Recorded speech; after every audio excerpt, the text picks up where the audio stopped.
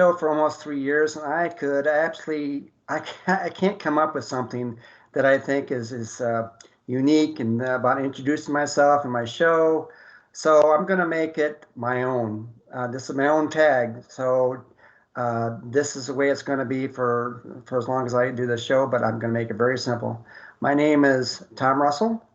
I'm your host with Life Without Limits, and that's the best I got, folks. I'm not going to say anything that is not anything about me. But tonight's show, we're going to do a show with someone I had on my program. Oh gosh, it's been almost 2 years ago. But we talked about a lot of different things about bullying. As everyone knows who's listened to my show since the beginning, my show was primarily about bullying. And I wanted to find out from different people about their experiences with bullying. And my guest tonight, Cherie White, she went through an incredible amount of bullying. But what she did, she chronicled everything in a book. And the book is called From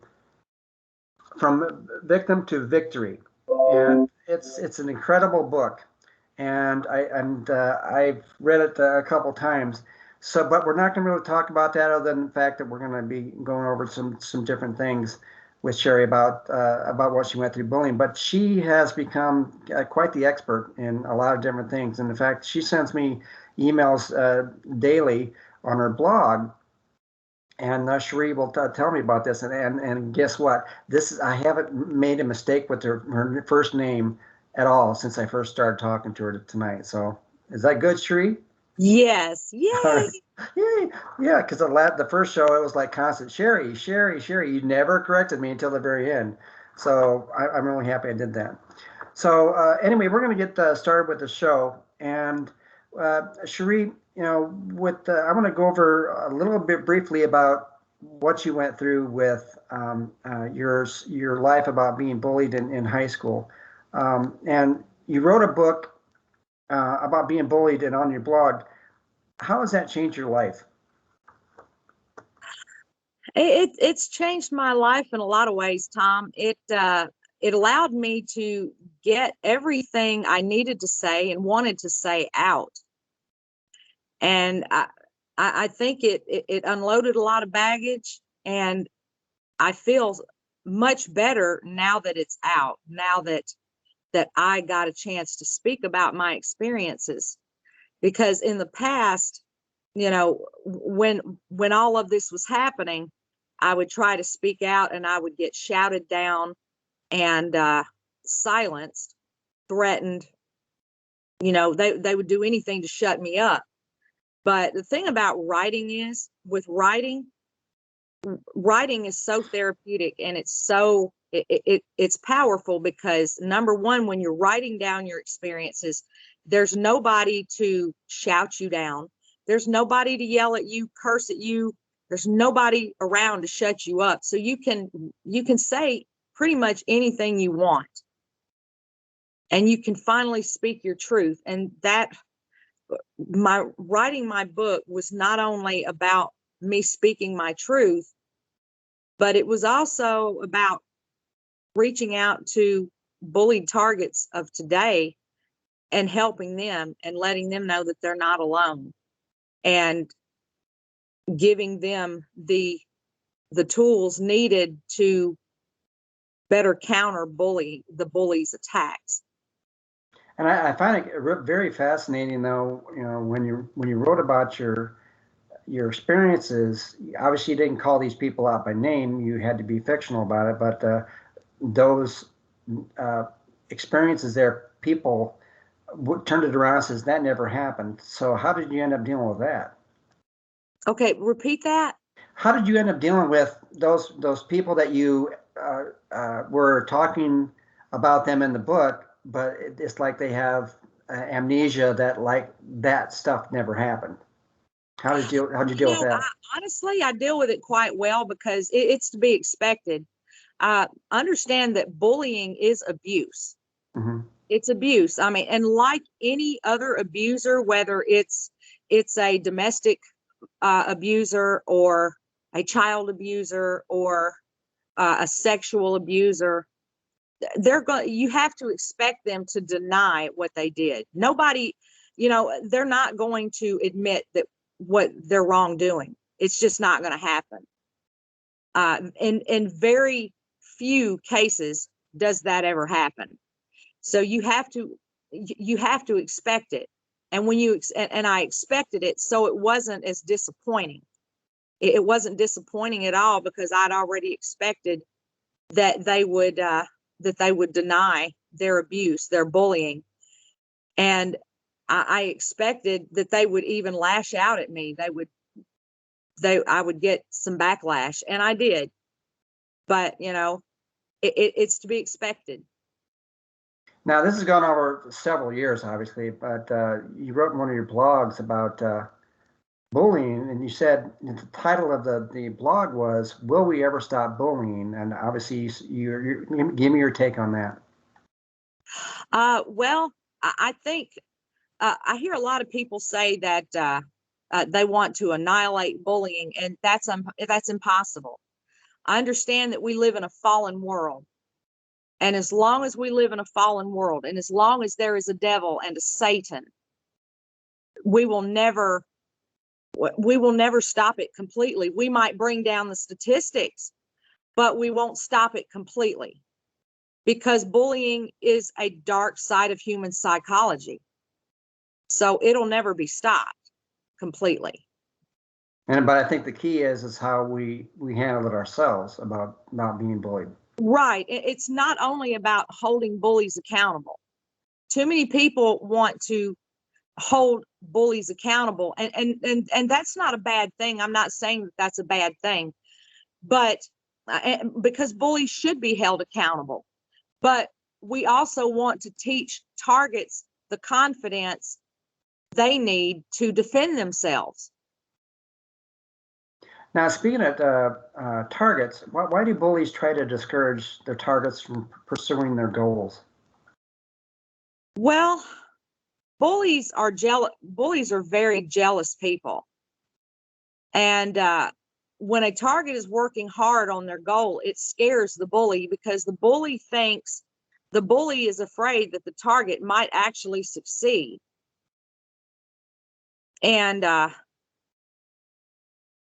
pardon me, I'm losing my train of thought here. Okay. If the target succeeds, it's going to make the bully feel bad, because a lot of bullies thrive on one-upmanship.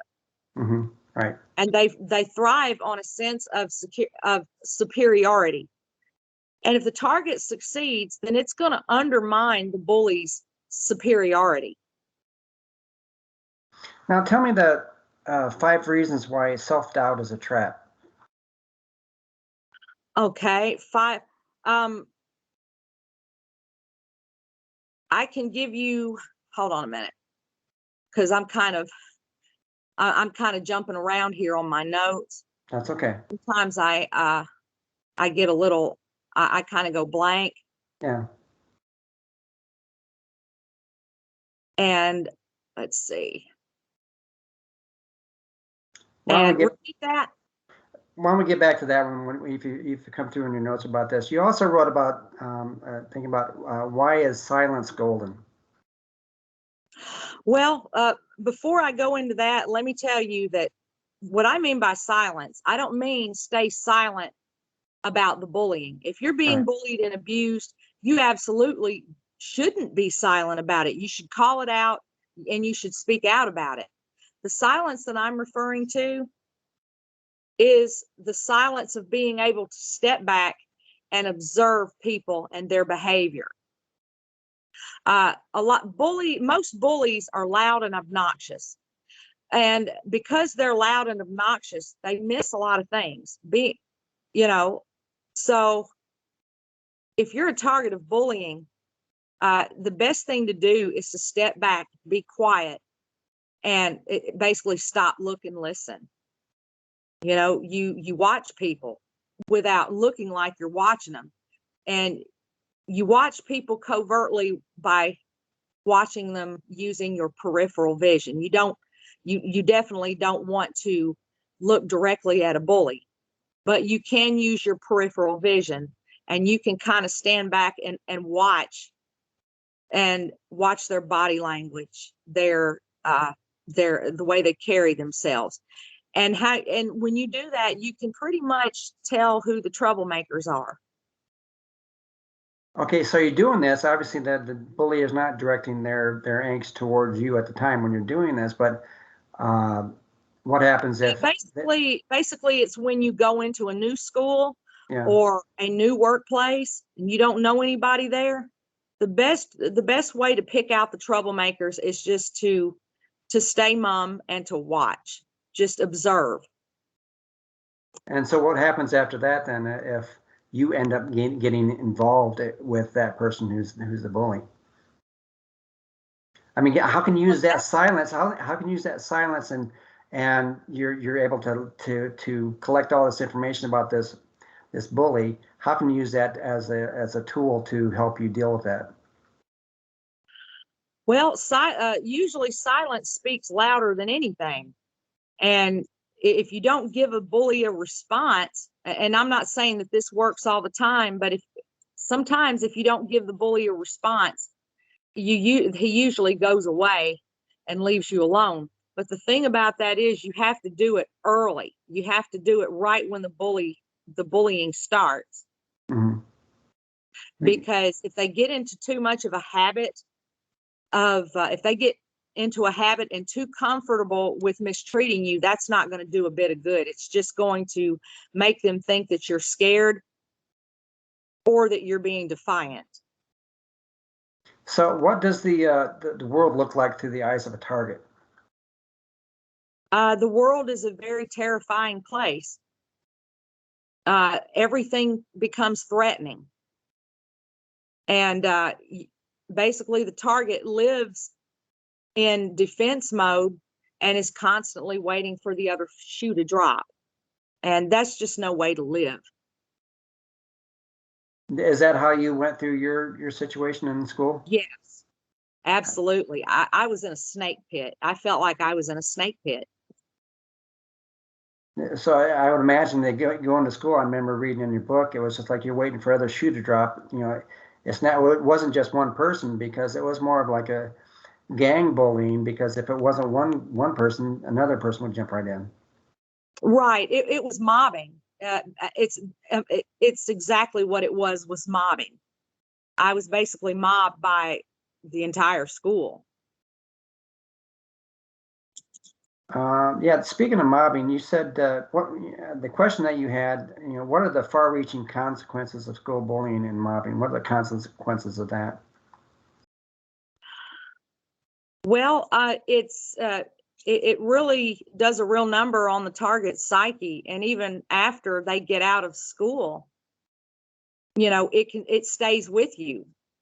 And I've talked to several survivors of bullying, and like me, they have the same thing. They remember each and every name. They remember the names of each and every person that bullied them, people that stood back and watched and did nothing. They remember the names of the bullies that instigated the incidences. They remember the names of those who participated in it. They remembered the names of those who were entertained by it. And they remember the names of those who stood back and did nothing.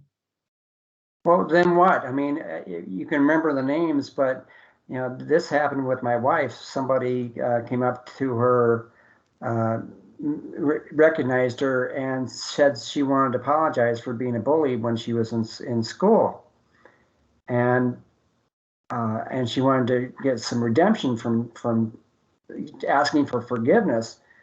But my wife didn't know how to respond. How do you respond to someone who comes up to you and says they want to apologize? Well, I think that works. That's different for each person. Mm-hmm. I mean, if it were me, I would definitely, forgive them. And I already have. I never got an apology from most of my classmates. And sometimes you have to accept the apology that you never get, Yeah, I know, But and she was okay with it, but she walked away feeling like that the bully won again because she didn't respond to her. I mean, it's like, to me, it's like if I was put in that situation, that I would say,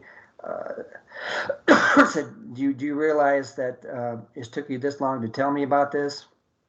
But I want to let you know that it didn't affect me, although it did, because she told me this afterwards.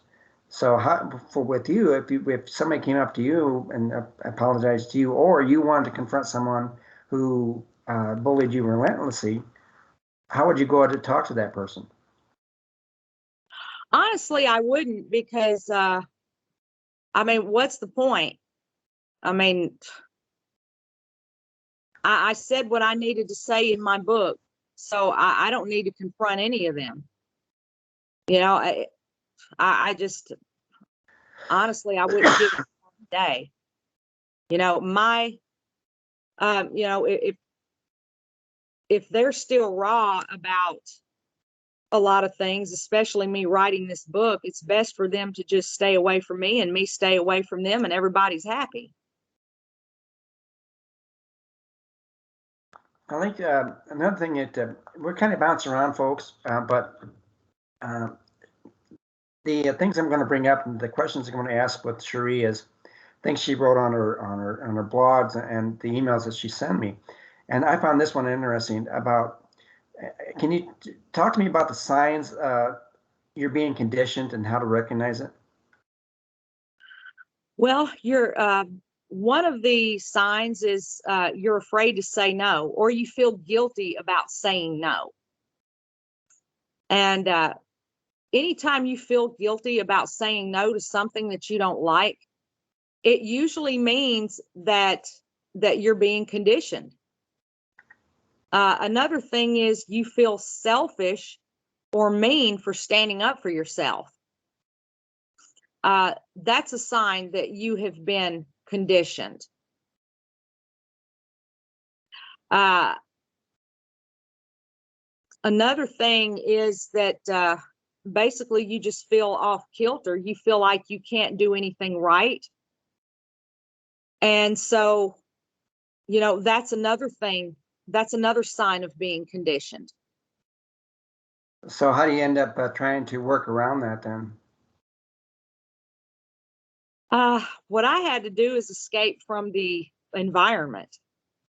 And then I had to basically uh, just work on myself, do the inner work. And I think that's the hardest part, is doing the inner work, reading a lot of self-help books and books about bullying and abuse, and what targets can do to raise their self-esteem, and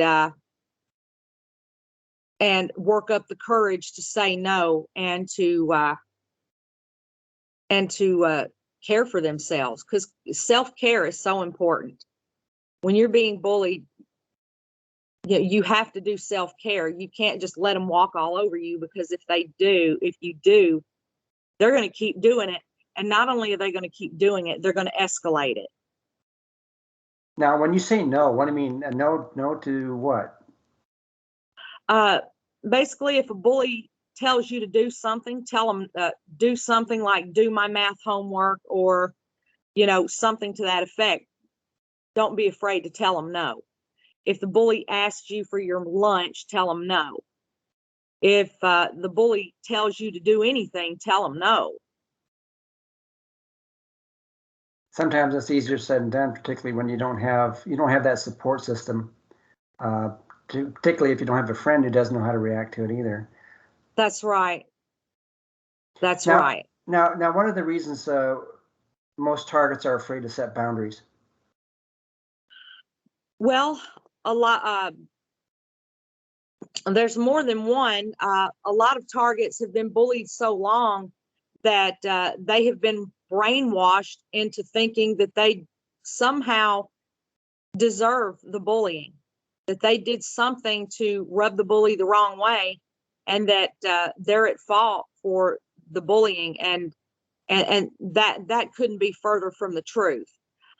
I want targets to understand that we are not responsible for another person's behavior. The only person's behavior that you can control is your own. There's no way you can control another person's behavior because we all have minds of our own. If you could go back to your situation and the experiences in school, knowing what you know now, how would you respond to those people who just brutalize you? I think I would just keep it in my head as to why they were doing it and where it was coming from, that it was coming from a place of insecurity, that it was coming from a place of self-loathing and jealousy and just anger. And I would just tell them, I don't care what you think. But I think in most cases, it takes getting older before you get to that place to where you could care less what other people think, and that you can finally be yourself and be comfortable in your own skin. How long did it take you to find yourself? Because you left that school, you went to another school, and it was a great experience. But how long did it take you to not have that PTSD? Because this was going on for several years. It took me about 20 years. 20 years. 20 years. It took me about 20, maybe less. I think it was a slow process over time, but it took me to really notice a noticeable change. It took me about 20 years. I think I was about 39, maybe 38, 39. That's a long time. Also, and one thing you talked about in your blog was, what are the 7 ways to expose your bullies and protect yourself from future attacks? Well, I always, the first thing I always, is basically the first thing is to know your enemy. Mm-hmm. You have to know your enemy. You know what they're capable of. And when you know your enemy, you are more likely to be able to counter them. But if you don't know your enemy, you're going to be a sitting duck because you're not going to know what to do. The second thing is to always document, always keep documentation of the bullying incidents and of each bullying incident. And you want to document or journal, as a lot of people call it. Use the 5W method. Mm-hmm. And what that means is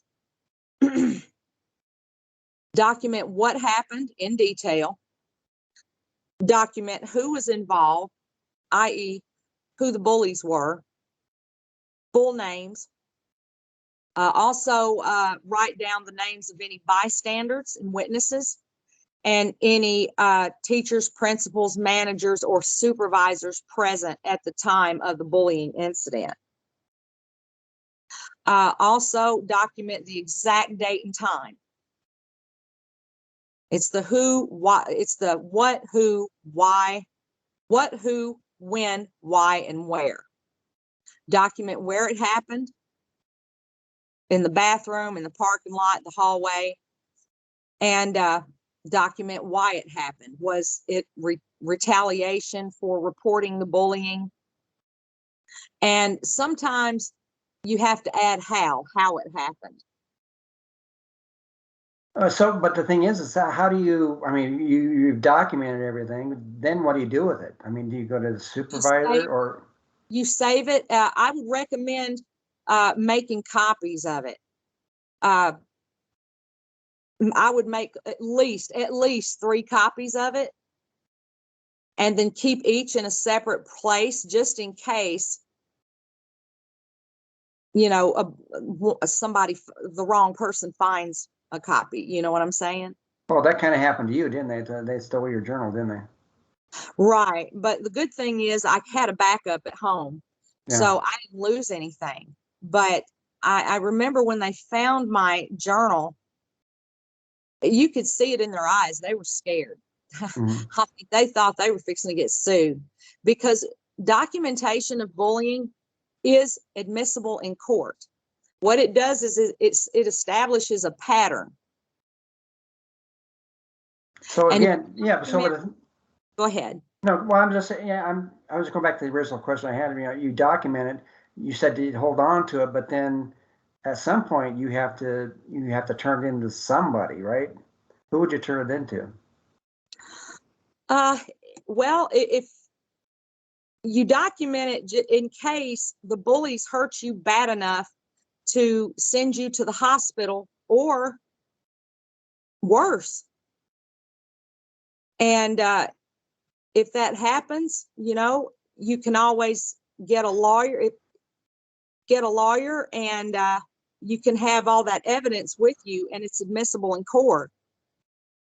I mean, if you document a long history of bullying, there's going to be a pattern of abuse there, and a judge is more likely to take you seriously. I would imagine, though, I mean, if you say, I don't know, I'm just throwing out some numbers out there, say 10 documentations, and then whoever you turn it into, I can imagine them saying, you waited until the 10th time to turn it in. Why didn't you do it at the beginning? Why would you hold on to it that long? Well, usually if most people don't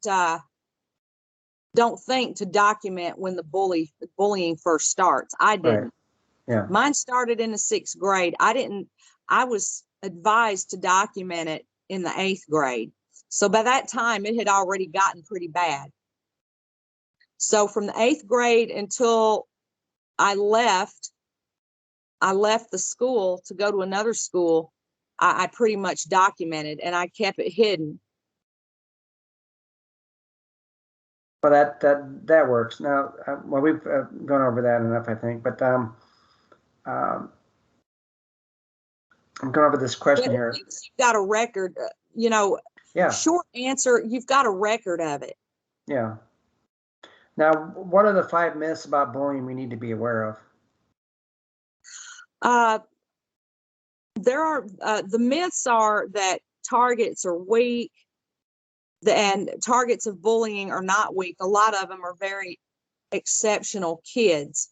The second myth is targets must be doing something to rub these bullies the wrong way, otherwise they wouldn't treat them so badly.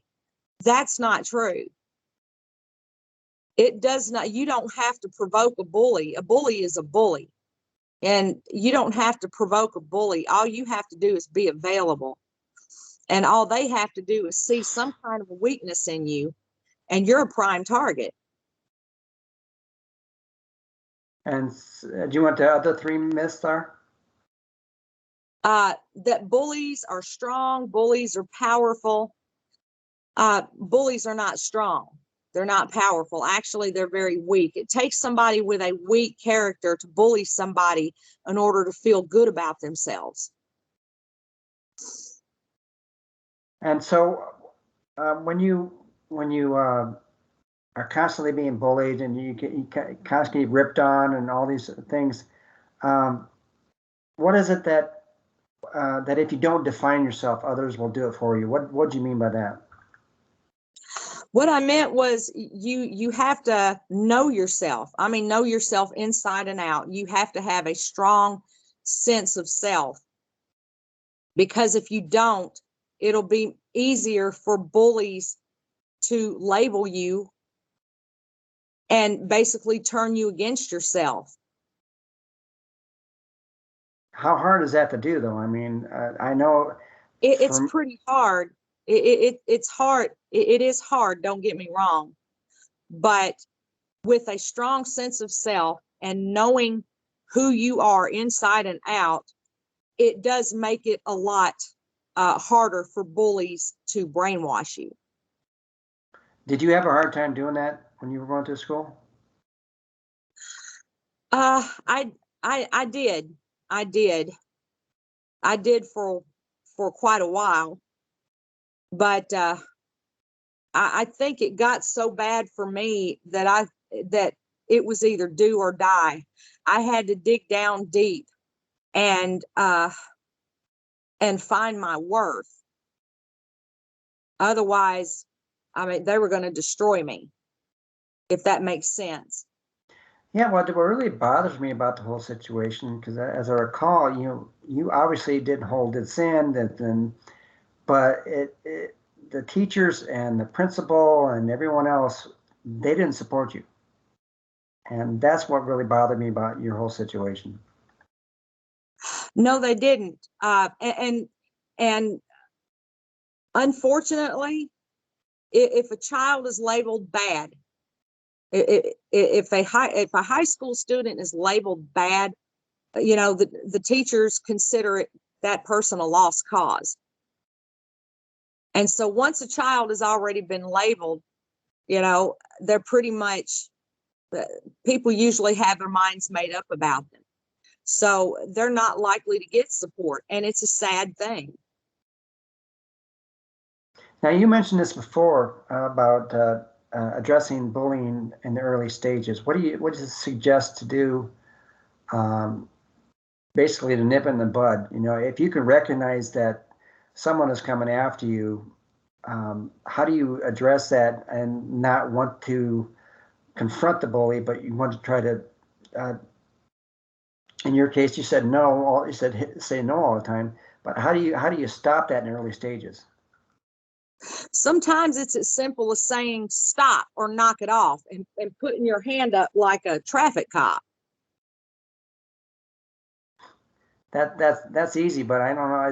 It's I try to remember what it was like in school for me, and it wasn't that bad for me, although they made fun of my nose all the time. But that was mild compared to what you went through, what others go through. But just by just saying stop, I mean, if I'm telling you to stop something and the bully doesn't stop, then what? Well, then you have to take care of business. And see, I didn't do that in the 6th grade because I was taught that young ladies didn't fight, that nice young ladies didn't fight. So in the 6th grade, I didn't fight. And I think that was what set me up to be bullied, is I didn't fight back when it would have counted. But over the time, though, you did, though, because I remember reading in the book, you said enough is enough, and you decided to take matter into your own hands. But even then, it got just as bad because now you were labeled as the bully. Right. Well, by that time, the pattern had already been set, and my classmates had grown comfortable with bullying me. And so by the time, you have to do it before they get comfortable with bullying you. You have to do it in the very early stages.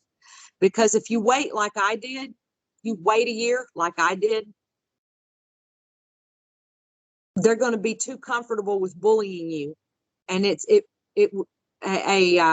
pattern will have already been set. And the only thing they will do is resent you for it, because in their minds, you're stepping out of your place. Mm-hmm. And I've seen this a lot in people who've been bullied relentlessly in a long way. They decide, well, if I'm going to be bullied, then I'm just going to retaliate and I'm going to start bullying, which is what you did. So talk about that a little bit. I'm not very, it's not something I'm proud of, but I did.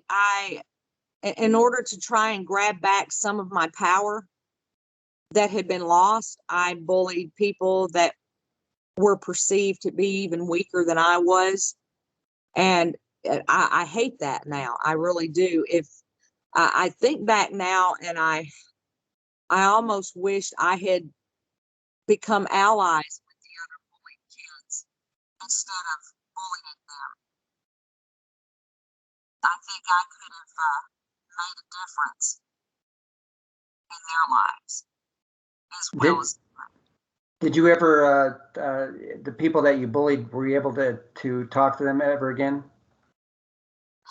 A few of them, and I did apologize to them eventually. I think what brought me out of that bully mode is becoming a mother. And I think when I became a mother, I stopped all the bullying. Well, that was probably several years later. You also had something on one of your blogs. I found this kind of interesting. Is what is crazy making and why do bullies do it? First of all, crazy making is when bullies offer you two alternatives and you pick one, and basically it doesn't matter which alternative you pick, they're still going to ridicule you for it. Like, for example, a woman comes to school, she's got makeup painted on her face, and the bully says, you need to tone the makeup down a little bit, you look like a slut. So she does. Then the next day she comes in and she doesn't have near as much makeup on. Then the bully says, well, shoot, now you look like you don't have enough makeup on. You're barefaced and you look like a nun. That's what crazy making is. It's a damned if you do and damned if you don't situation. And all crazy making is the bully sets you up to a lose-lose situation. So what do you do then? I mean, what's the consequences, or how to change that? So, what was that? How do you change that? I mean, after you realize it's crazy making, how do you respond to that? Basically, you just quit having anything to do with the person. The only way to stop a person like that is just not to associate with them. That's assuming that they're friends, right?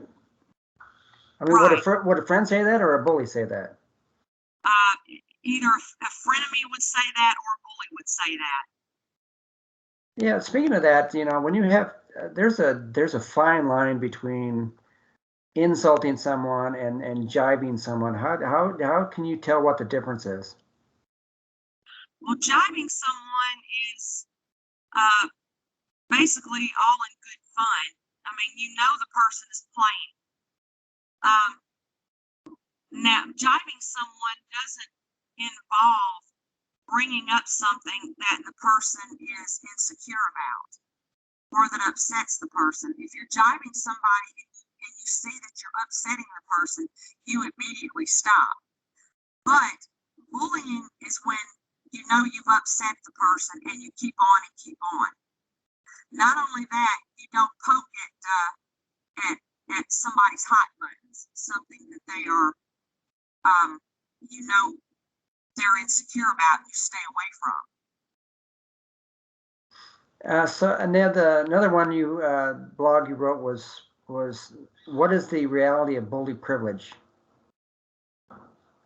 Well, bully privilege is where you have a two-tiered system of rules. And basically, bullies can get away with murder. They can do anything they want. But if basically the target is punished for behavior that the bullies get away with. Okay, now that kind of makes sense. You also wrote about in one of your blogs. I love your blogs. I read them all the time. You talked about the novel A Mile in Charlotte's Shoes. What is that all about? Well, it's about an autistic girl, a young autistic girl that is basically hated by everybody almost everybody who knows her. Mm-hmm. And she's rejected in the small town of Beulah. And anyway, she gets desperate to better her situation. So she reads the book, How to Win Friends and Influence People by Dale Carnegie. You've heard of that book. Right. And she reads all of these books. I mean, just devours them because she wants to, better her situation. She reads all of these self-help books about social skills and psychology and Well, what happened? She does learn social skills, but what happens is she goes from one end of the spectrum to the other because she learns so much. She goes from being a socially awkward dimwit to being a charming psychopath. And she basically loses her empathy for people and becomes cold-hearted. She becomes I'm getting my tongue tangled. The ends justify the means kind of person. Mm-hmm. Basically getting to where she'll do anything to get what she wants. And she strays away from God. She turns against God and she rebels against everyone, including her tormentors. Well, something happens later on and she almost dies. And that kind of straightens her out a little bit. The near death basically causes her to realize what life is truly about. And she works her way back to being a good person. And that kind of resonates with me. You know, it's like just in the conversation we've had tonight and other days is, when someone targets you all the time, that's how you define yourself. And you're stuck there until you get to a point where it says enough is enough. I'm either going to go one of two ways. One, I'm going to join them, or two, I'm going to be my own person. In the case with Charlotte Shoes, she decided to be a different person. She wore this mask that it really wasn't her at all, based on how she was before. And I think I think that's the biggest thing is you have to know who you are, because you talk about self-esteem and trying to get rid of self-doubt, but it's really difficult when you be told you're one thing and you're another, and it's got to be maddening for you. Sure. But basically, Charlotte learns so much about social skills because she becomes obsessed with it, reading these books and practicing it and practicing what she learns, that she basically learns how to completely mask her autism and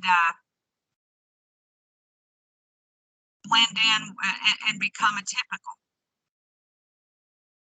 And she probably didn't feel like that's who she was then. Well, she becomes a psychopath again. She becomes one of those girls that are, fake charm. She gets whatever she wants through charm, deceit, manipulation, promiscuity. She becomes very promiscuous. She sleeps with a lot of guys.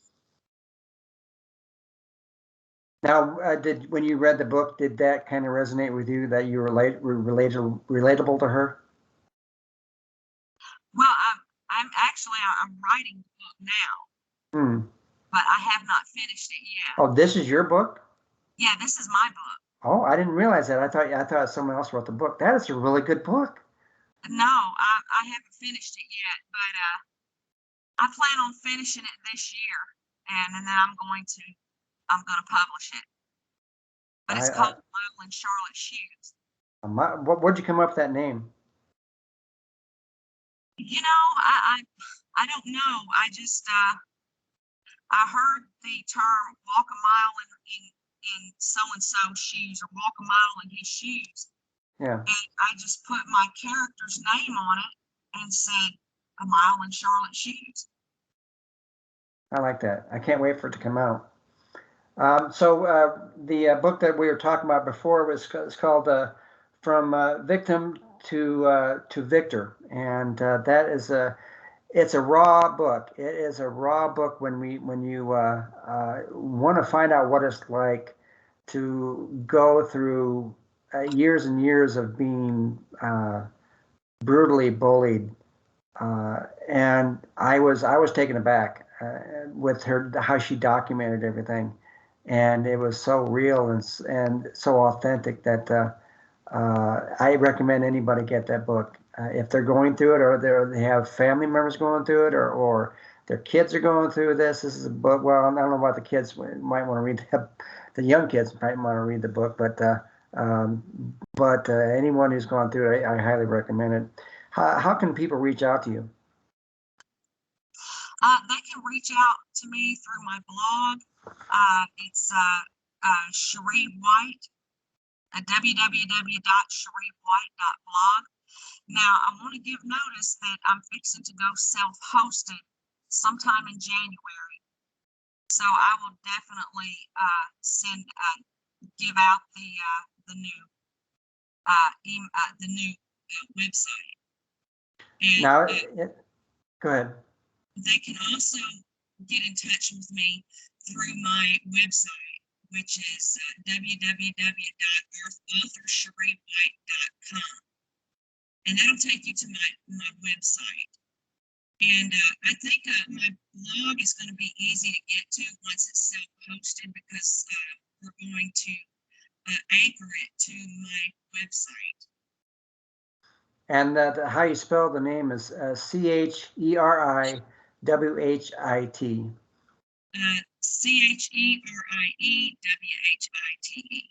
Right, right, and that's Cherie. It's not Sherry. So even though you spell it correctly, just keep in your mind it's Cherie. That's how we're going to go with that. So I appreciate that. We got. I wanted to mention, when I wrote the book, I took all of my journals, all of my documentation that I wrote all those years ago. I had kept it put up because I knew that one day I was going to write a book.